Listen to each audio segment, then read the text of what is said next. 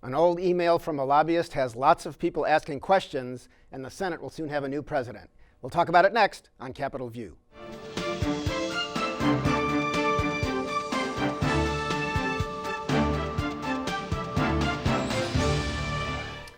Welcome to Capitol View, the program where we talk about state issues, sometimes federal issues, and how they just might affect your life. I'm Bernie Schoenberg from the State Journal-Register. Happy New Year to everyone. We are starting fresh, and lots of things will happen in 2020, that's for sure. With me here today to talk about some of it and what is going on already, Peter Hancock is back. He is a State House reporter for Capitol News Illinois. Welcome back. Thank you. And Brian Mackey is here, State House reporter for Illinois Public Radio. Welcome back to you. Always great to be with you, Bernie. Okay, well, our old friend Dave McKinney, who used to be at the Sun-Times Bureau in Springfield and is now in Chicago with WBEZ Radio, and his colleague up there, Tony Arnold, did a story in the past week that got lots of eyebrows raised around the state. They found that Mike McLean, who is of Quincy, a former legislator but a longtime lobbyist and friend of House Speaker Michael Madigan, in 2012 sent an email to people high in the administration at that time of Governor Pat Quinn, including Gary Hanig, a former legislator from Litchfield, who was a legislative liaison, and Jerry Sturmer, who was chief of staff, saying, and I quote, Gary, for God's sake, do not let this disciplinary meeting get out of hand, in talking about an employee who was facing some kind of discipline at a facility in Rushville. This man has a good compliance person, as I told you. The AG's office, apparently Attorney General, and the sheriffs love working with him. He has kept his mouth shut on Jones's ghost workers, the rape in Champaign, and other items. He is loyal to the administration. Brian, lots of people are asking questions about that. Yeah, well, there's a lot of mysteries that hints at, particularly the rape in Champaign. And the idea that a state employee should be praised as a loyal person because he kept silent with knowledge about an alleged rape that happened in the city of Champaign, or perhaps Champaign County, we don't know, is stunning and shocking, and I think a lot of people are disgusted by it. Right, and of course, and it's interesting. They apparently went through many emails between Mike McLean, whose house was raided by the Fed some time ago, he being a top lobbyist for Commonwealth Edison. He's not been charged with anything, but in going through emails, they found this, and it is surprising sometimes in our business how just a few words can raise so many questions about which we, at this point, as we talk today, we don't know what that rape was about. Yeah, we don't, or what the ghost payrollers or employees were about, or meaning people who Jones was. I right. mean, there were a number of prominent Joneses in state government. There was, at that time, former Senate President Emil Jones. I'm not sure if his son, who is now a state senator, Jones, was in the Senate yet. I can't recall quite. I think he came in after his dad. Yeah. But the former Senate president's wife was the head of the agency where this, who's also named Jones, was head of the agency where this individual who was facing a disciplinary proceeding worked. And I think, people are shocked about what is suggested by the text of this. They're also shocked that somebody would put this in an email form, and I think that's been something that's been consistent about some of these revelations that reporters that particularly WBEZ, but also the Chicago Tribune, have uncovered in some of these emails from Mr. McLean, and that he was so forthcoming, not only about this, ghost workers and the rape in Champaign and other items, whatever that refers to, but also in referring to obliquely referring to Speaker Madigan's magic lobbyist list and his friends and things like that. And this was in other stories that have come out in the past few months. Yeah. So we'll see, Peter. Yeah, it takes a kind of the ethical situation in state government to a different level. It does. Republicans have been outraged by this. House Republican leader Jim Durkin had called for a special meeting of a House Oversight Committee of some kind to look into this. He alleged at a news conference, I have no way of verifying this, that the employee they're talking about is still on the state payroll. Okay. Well, as far as we know, the employee's name is Forrest Ashby. He apparently, from reading the various stories, had later worked for the Governor Pritzker's campaign. He was then on a $40 an hour consultant contract to the Illinois Law Enforcement Training and Standards Board, which, by the way, for a time was headed by Mike McLean's brother. But I have seen recent reports that that consultant situation is now suspended, so that's probably not happening at this point. So anyway, legislative reaction has been uniformly outraged, including from some prominent Democrats. I think Kelly Cassidy, we were talking about that earlier, actually calling out Mike Madigan for claiming he didn't know anything at the time. And I think it's everybody. So the House Speaker, a day after the story, and I think we said that McLean, the individual who sent this email, is a close confidant and one of the longest friends of Speaker Madigan in Springfield. It was pretty much well known in the Capitol that when McLean spoke, most people assumed, whether it was true or not, that he was speaking for the Speaker, or that he at least had the Speaker's ear. Going around the third floor of the Capitol a lot, he was often sitting just outside the Speaker's office, and clearly was a welcome person there. Right. And so the Speaker, a day after the initial story came out, said, "These are extremely serious and troubling allegations. I had no knowledge of the incident referenced in the story and only learned of this today. I encourage those with any information to come forward." And in not an unprecedentedly, but a surprisingly bold tweet, I thought, State Representative Kelly Cassidy, who is a Democrat from Chicago and has challenged the Speaker before on these, particularly on these Me Too issues, she said, in a tweet, "It should come as no surprise that he didn't know. Every single thing that's been revealed has gotten the same response. Not knowing is foundational and fundamental to the entire design of the organization." And you think about past political scandals, the person at the top, it's a common response to say, "Well, I didn't know that my subordinates were doing this." And what Cassidy is saying, and what I think other reporting has shown, and what you talk to people, is that it is plausible that the Speaker didn't know. He doesn't want to know what's going on. A lot of people act under his authority without maybe getting his explicit permission, and that's by design. But I guess the question eventually becomes, and that Representative Cassidy is suggesting here, is that good enough anymore? Should he know? Shouldn't he know? Shouldn't he be taking a more active role or a more cautious role in choosing who he associates with? Yeah. So I've covered a lot of people in powerful positions: governors, House speakers, Senate presidents, school superintendents, and in often a lot in of cases, Kansas, right? Yeah. But you see the same sort of phenomenon where the person at the top is insulated by concentric rings of people whose job it is to prevent bad stuff from getting to the center, to keep that person away from it.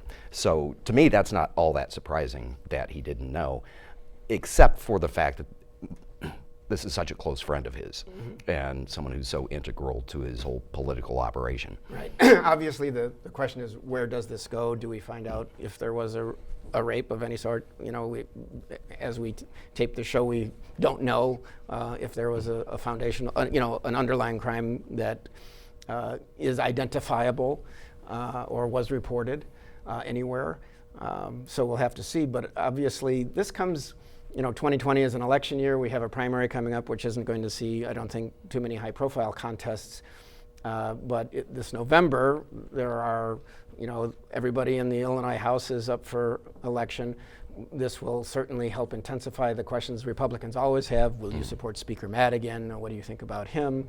And of course, it's a presidential year too. Illinois trends Democratic. President Trump is at the top of the ticket this year, so there's going to be a kind of a frenzy of political activity. I guess it might be too early to say what this means to the future of Mike Madigan or to the overwhelming majority right now held by Democrats in the House and Senate. I welcome either of your thoughts on that. Well, I think in 2018, we saw Democrats take over some House seats, state House seats, previously held by Republicans. They seem to be kind of expanding their base. I would pay attention to some of those freshman Democrats who are in kind of swing districts. It was a Democratic year nationally, and I think President Trump probably played a big role in that, and a lot of moderate Republicans or independents were willing to say, okay, let's give the Democrats a chance. This may cause some buyer's remorse. but we'll find out in November. Yeah, we'll see where it goes. And of course, the presidential is out there too.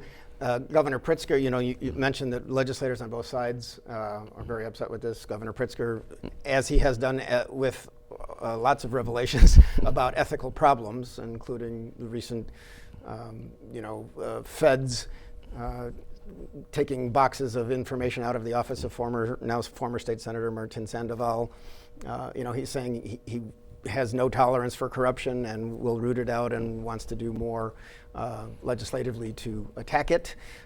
So Brian, this also comes in a year that's very important for the governor, as not only whatever he wants to get accomplished in the legislature, but this is the year that the progressive income tax will be a constitutional amendment to allow a progressive income tax in Illinois instead of the flat tax will be on the November ballot. This is a major part of Governor Pritzker's fiscal plan for the state, because while he says it would only take more money from the top 3%, Republicans and business groups disagree, but it would generate more than $3 billion a year to help balance future budgets, and that he really wants it, and there will be a fight this year. And I don't know how things like what we're talking about today factor into that. Yeah, I mean, time will tell, right? I mean, there's so many other factors that are going to be in play next November, and I think the biggest of those is going to be President Trump and whomever the Democratic Party nominates to challenge him. It seems hard to imagine anything, even something as terrible and significant as these allegations of cover-up of a rape, that would overwhelm the just massive political magnetism that presidential election is going to have. You're right, though, that the graduated income tax is going to be we expect it will be a huge fight in Illinois. The governor himself, late last year, dropped $5 million into a supposedly independent expenditure group, which was, to be headed by one of his former campaign heads. That is going to be, I think it's called Vote Yes for Fairness. And as you said, Republicans, I don't think they challenge the math that under the current tax structure that the legislature approved, that it would only raise taxes on the top 3% of income earners in Illinois. What they say is that this will somehow make it easier to raise taxes in the future. Democrats push back on that and say it's never really been that easy a vote. Lawmakers always hem and haw and struggle when they have to vote to raise taxes. But it might be easier to raise taxes on people at the top of the income spectrum. I think they have limited options, because all the polling I've ever seen even shows that even among Republicans, that there is at least, if not majority, they're pretty evenly divided on the idea of taxing the wealthy at a higher rate than people farther down the income spectrum. Right. We'll see where that goes. Well, taxes in general, we'll certainly watch that. Taxes in general will be a big issue. And Peter, there was a draft report that came out this week from a very large property tax task force that the governor helped put together and agreed to put together, and Republicans were not happy with the form of it in the first place, and there were more than 80 people on it. There was some action on that in this last week. Yeah, they were actually supposed to come out with their final report by December 31st. Well, their preliminary draft final report came out sometime after the first of the year. Right, and the whole idea is, how do we lower property taxes across the state? And so this group looked at all kinds of aspects, and different subcommittees of the group came up with recommendations. They're now trying to edit that and decide what the whole group can agree on. One big part of it is has to do with school consolidation and school district consolidation. Here in Illinois, K through 12 education makes up about 60% of your property tax bill, and it makes up, about 66% of all K through 12 school funding. The state kicks in very little on this, and so what they were saying, if you want to reform property taxes, it's kind of like, Willie Sutton, when he was asked, "Why do you rob banks?" allegedly said, "Because that's where the money is." If you want to lower property taxes, you have to deal with school finance. So Illinois has this system where you've got 850 about 850 districts. School districts. Used to be over 1,000. Some of them are just elementary districts. Some of them are just high school districts. And if you live in an area like that, you're paying property taxes to 2 districts, 2 sets of administrators. And then you have the unit districts, the ones that are full K through 12 curriculum. So there's talk about collapsing all of those into full K through 12 to get some administrative efficiencies. And they're also talking about having the state somehow pick up a larger share of the tab, possibly through revenue from the graduated income tax, possibly through expanding the sales tax base or whatever. So Republicans are glomming onto that, and they're saying it was largely controlled by Democrats, and they're saying that the Democrats' plan to lower property taxes is just to raise other taxes. And it's really hard to consolidate school districts anyway, as we have found out over the years. Yeah.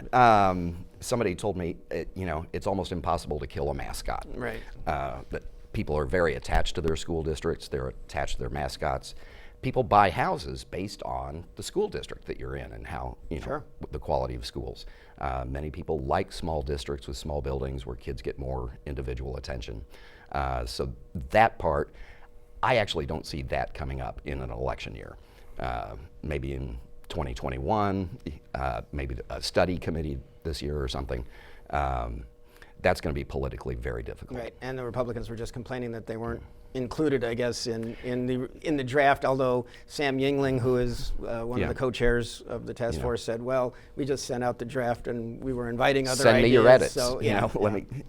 So we'll see where it goes. It's a perennial discussion point in Springfield for as many years as any of us have been doing this. Yeah, it's a zero-sum game, though, and I think Peter pointed this out, right? If you wanna reduce the money that the state collects in property taxes, or that local districts collect in property taxes, you either need to make up for that money somewhere else, i.e., from the state, which means higher income or sales taxes, or you need to cut spending. And when you're talking about schools, cutting spending means cutting teachers' salaries, cutting union rights. I mean, we had a governor who spent 4 years and made it almost a holy crusade to try and reduce the power of the teachers' unions in Illinois, and he was This vanquished. would be Governor Rauner. Yeah, Governor and then Rauner. He got beat and significant, he got 16 beaten points. badly, and I mean that is one of the main issues for which he took the state through a 2-year budget impasse. He and the Democrats, because they disagreed about reducing the rights that public employee unions, particularly teachers unions, have. And I mean, it's not coincidence that the governor, he was participating on a panel discussion the day that the Chicago Teachers Union beat Mayor Rahm Emanuel back in 2012, and he seemed to be very agitated about that, and there has been, I think, reporting out there that was one of the key things that made him even decide to run That would be for the governor. Bruce Rauner back in the day. Yes, and of Governor course, Rauner. Governor Pritzker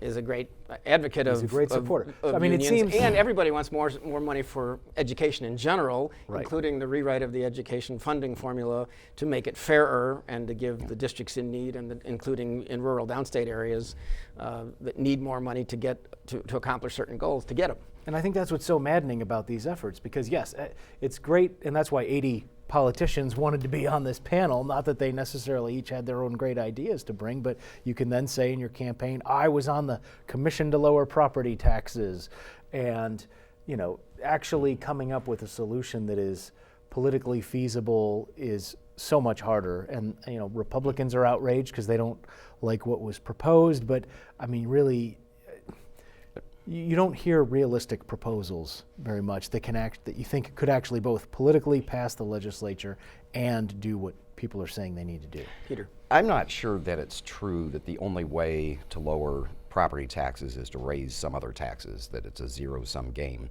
Because we did an analysis of this late summer last year and found that the highest property tax rates in school districts are in the districts that have the least property wealth, because you have to levy a high percentage of value to get the same amount of money. The wealthy districts are paying the smallest tax levies. It is possible to even that out.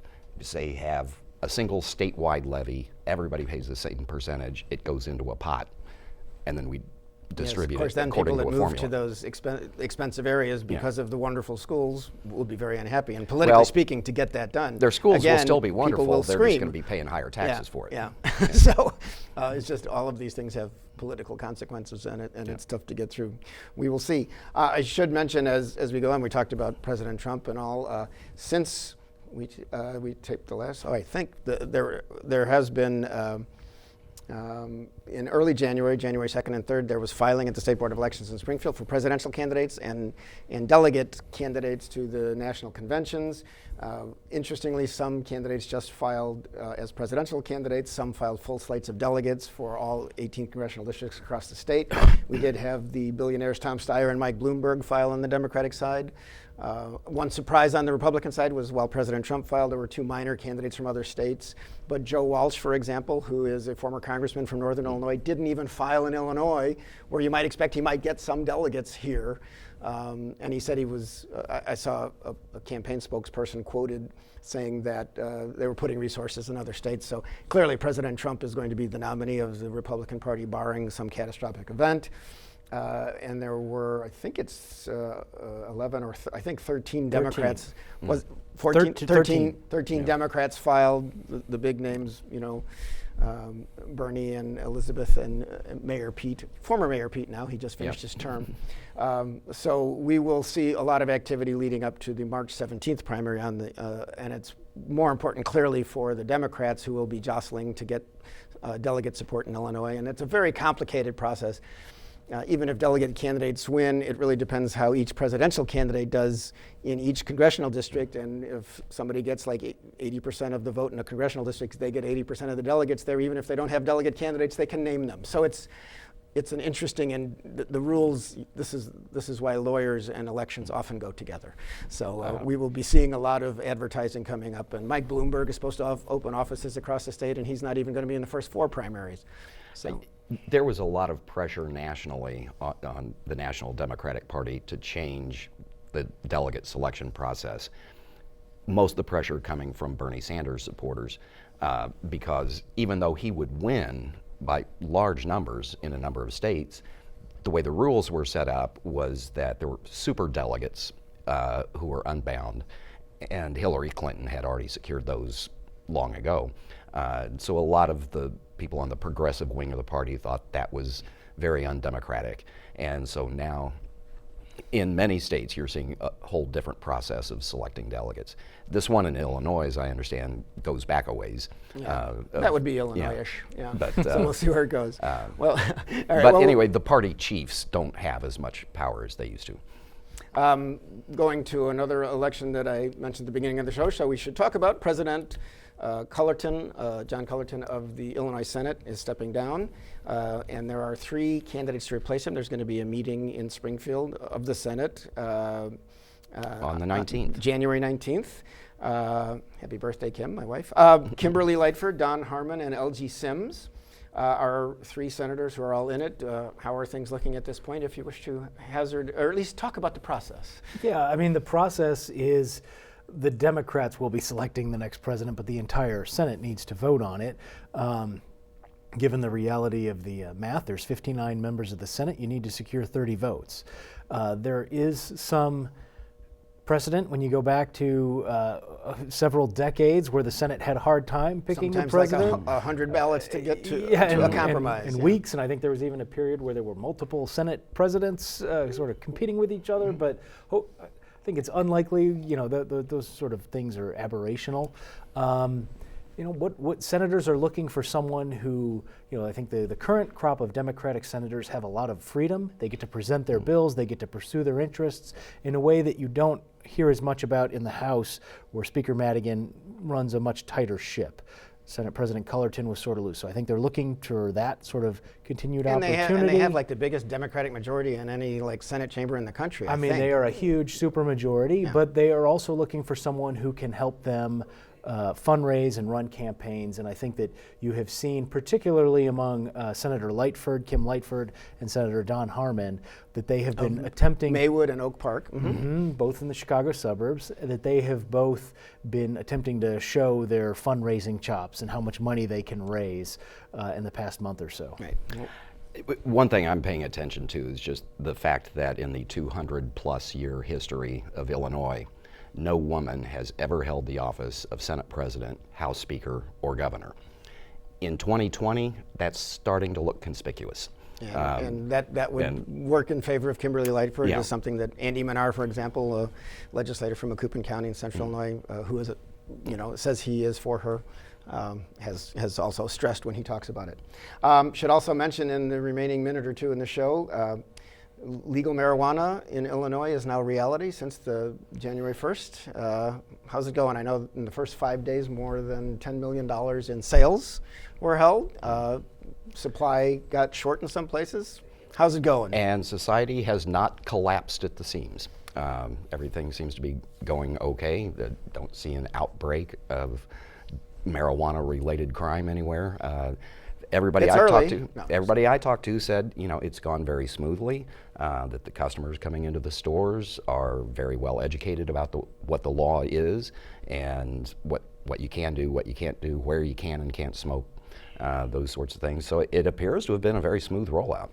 I think another aspect that the sponsors of this legislation want to stress is that it's not just about legalizing marijuana, it's also about going back and trying to address what they call the harms of the war on drugs.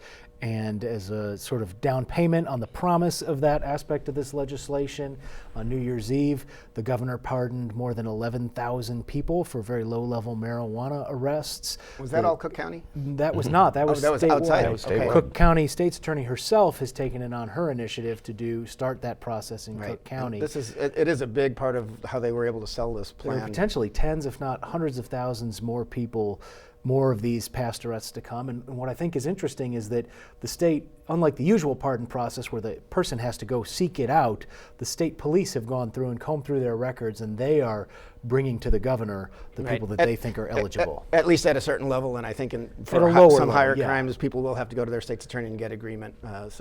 On we go. Well, that ends our time. Peter Hancock and Brian Mackey, thank you for helping me discuss this stuff. I'm Bernie Schoenberg. Thank you for watching, and we'll see you next time on Capitol View.